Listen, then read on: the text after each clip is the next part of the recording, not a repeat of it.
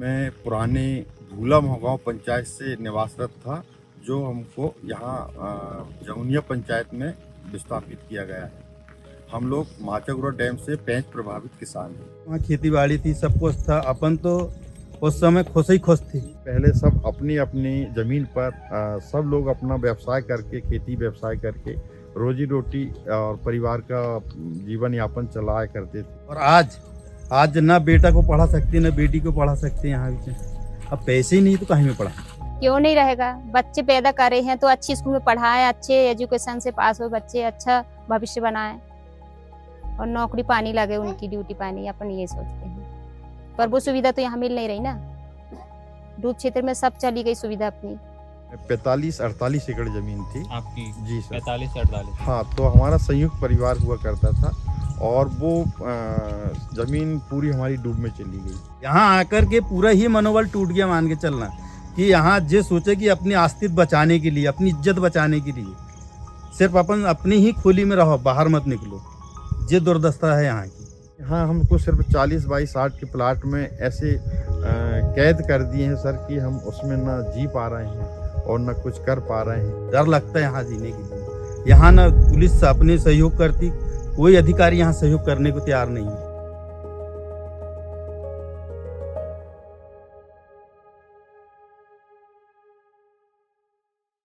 इस बीच मेरा शहर एक विशालकाय बांध के पानी में डूब गया।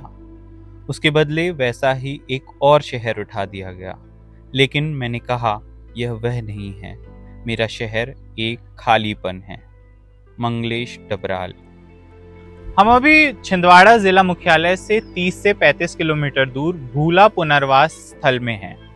यह स्थल दरअसल भूला नाम के एक गांव का पुनर्वास स्थल है, जो माचागोड़ा डैम के बनने के बाद डूब का शिकार हो गया था। वहां से 2015 के करीब लोगों को यहाँ पर ला करके बसाया गया, मगर यह गांव अपने नाम की ही तरह भुला दिया गया है। 2015 के बाद ना तो सरकार ने यहाँ की सुध ली है, ना ही इन ग्रामीणों के पास बेसिक सुविधाएं हैं। ये कहते हैं कि बांध बनने से पहले इनका जीवन जितना खुशहाल था, वह आज उतनी ही विपरीत दिशा में बह रहा है।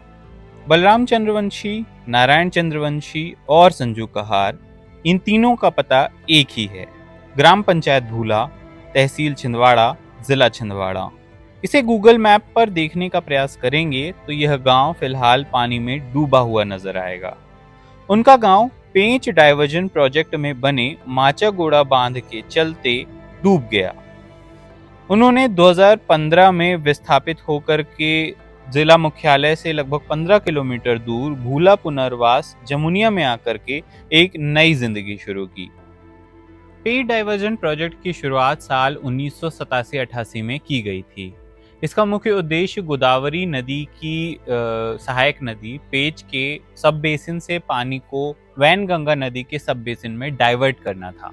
इसी के चलते इसका नाम पेंच डाइवर्जन प्रोजेक्ट रखा गया। इसके लिए 5.97 किलोमीटर लंबे और 42 मीटर ऊंचे कच्चे बांध और 360 मीटर लंबे और 46.5 मीटर ऊंचे कंक्रीट डैम का निर्माण किया गया। चूंकि इन किसानों को साल 2015 में विस्थापित किया गया, इसलिए इन्हें मुआवजा 2002 की मध्य प्रदेश की आदर्श पुनर्वास नीति के अनुसार मिलना था। इस नीति में जमीन के बदले जमीन, किसानों को कमांड एरिया में बसाए जाने सहित कई सारे वायदे शामिल थे। मगर जब हमने सरकारी कागजों और जमीनी पड़ताल की तो यह सारे वायदे खोखले नजर आए। आज तक भी यह वायदे जमीन पर पूरे होते हुए दिखाई नहीं देते हैं। पेंच परियोजना जब कंप्लीट हुई और सरकार ने हमको पुलिस के बल पर गैर कानूनी तरीके से मतलब हमको विस्थापित किया और यहाँ ला कर के हमको विस्थापित किया, जबकि हमारा विस्थापन कमांड एरिया में होना था। पुनर्वास नीति को लेकर के अगर प्रशासन या शासन अगर उसका मान्य अगर करती तो शायद हमको जो कमांड एरिया है उसमें विस्थापित होते तो हम लोग जो भी हैं कम से कम हम रोजी रोटी चला सकते थे।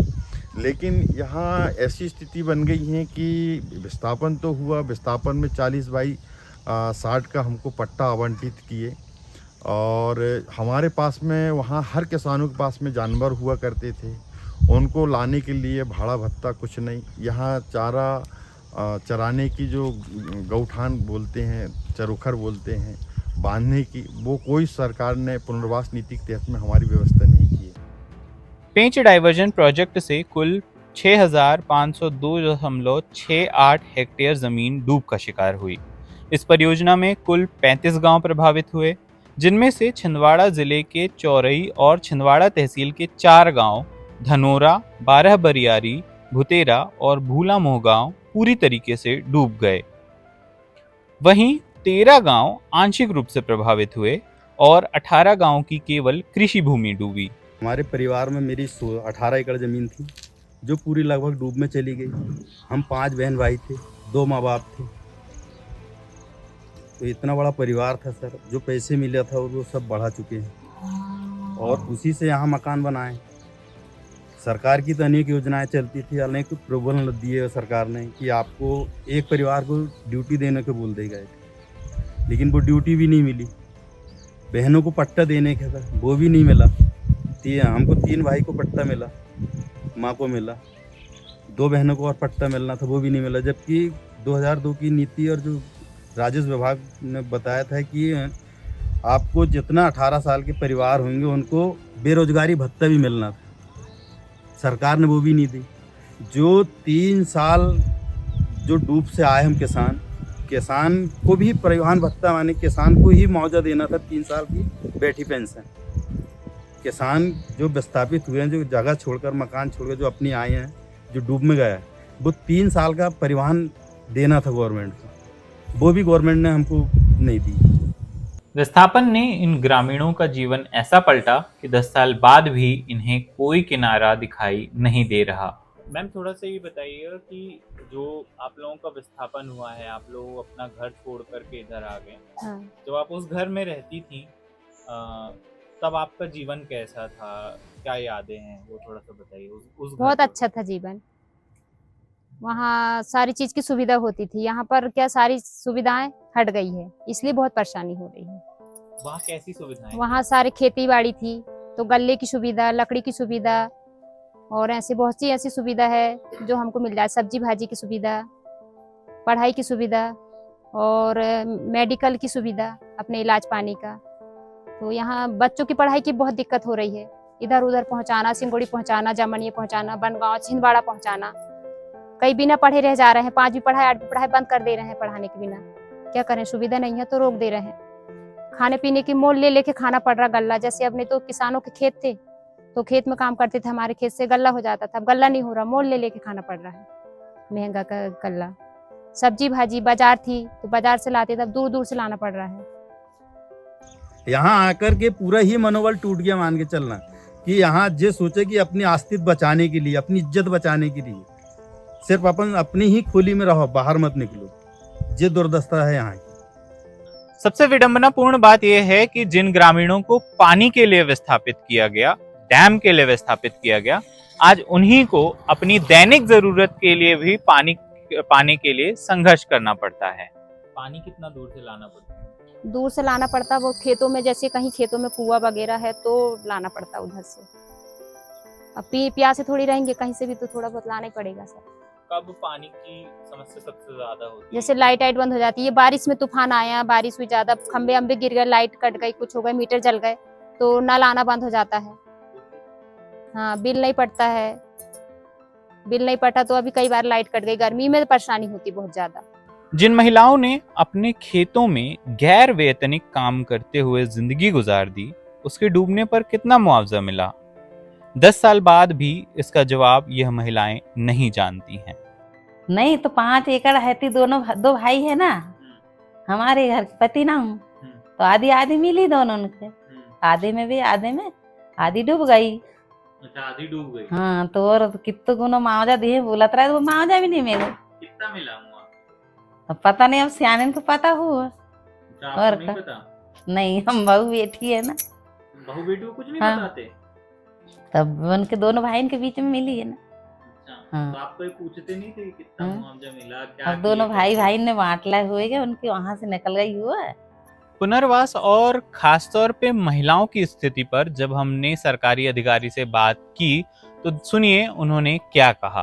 दोस्त की आदर्श पुनर्वास नीति के अनुसार भूमि के बदले भूमि देने का प्रावधान है, मगर उन्हें केवल प्लाट दिए गए हैं, कृषि के लिए जमीन नहीं। इसके लिए क्या करने वाले हैं?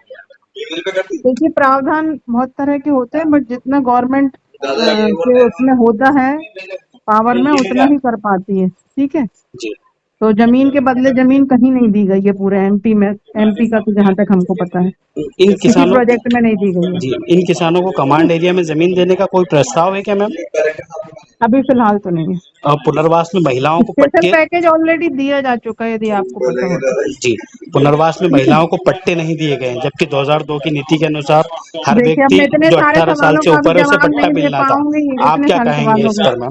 इतने सारे सवालों का नहीं दे पाऊंगी। आपको है क्वेरी है तो आप आ जाए, वेलकम। ठीक है, मैम फोन पे इतना सारा अभी मैं आप बीच में आपने फोन लगाया, मैंने इमरजेंसी समझ के उठा लिया। मुआवजे और पुनर्वास की इन तमाम विसंगतियों के खिलाफ स्थानीय एडवोकेट आराधना भार्गव, जो कि एक सामाजिक कार्यकर्ता भी हैं, वह सुप्रीम कोर्ट में इसके खिलाफ लगातार लड़ाई लड़ रही हैं। उन्होंने इसके खिलाफ सुप्रीम कोर्ट में एक मामला भी दायर किया है, जिस पर सुनवाई करते हुए 19 मार्च 2025 को सुप्रीम कोर्ट की 2 सदस्यीय बेंच ने एक 7 सदस्यीय फैक्ट फाइंडिंग कमेटी का गठन किया। इस फैक्ट फाइंडिंग को यह देखना है कि आदर्श पुनर्वास नीति में जो जो चीजें कही गई हैं, क्या पुनर्वास की वर्तमान स्थिति और वास्तविक स्थिति वैसी ही है। और सुप्रीम कोर्ट ने ये लोगों को 6 लोगों की कमेटी 7 लोगों की कमेटी बनाई है कि 6 महीने के अंदर वह वहां पर जाएं और ये देख के आए कि आदर्श पुनर्वास नीति 2002 का पालन हुआ है कि नहीं हुआ है। 4 महीना गुजर गया, अभी तक मध्य प्रदेश सरकार ने उन अधिकारियों के जाने आने का भत्ता, वो कहाँ रुकेंगे, क्या काम करेंगे, उनका कोई भी सुविधा देने का काम अभी तक, और ना उन्हें कोई आदेश देने का काम मध्य प्रदेश सरकार ने नहीं किया। अगर 6 महीने निकलने के बाद भी नहीं करेंगे तो मध्य प्रदेश सरकार पर कंटेम्प्ट ऑफ कोर्ट की कार्यवाही को भी आगे बढ़ाएंगे और आदर्श पुनर्वास नीति 2002 का पूरा लाभ हम पेंच व बर्तन परियोजना से प्रभावित किसानों को दिलवाएंगे। 13-14 अगस्त के दरमियान जब हम छिंदवाड़ा पहुंचे और इन सारे लोगों का हाल जाना, तब हमें समझ में आया कि ये फैक्ट फाइंडिंग कमेटी अब तक इन लोगों के पास नहीं पहुंची है। यहाँ ध्यान देने वाली बात यह है कि जो 6 महीने की मियाद सुप्रीम कोर्ट द्वारा रिपोर्ट पेश करने के लिए दी गई है, उनमें उससे आधी मियाद इस दौरान यानी कि अगस्त के दौरान तक पूरी हो चुकी थी।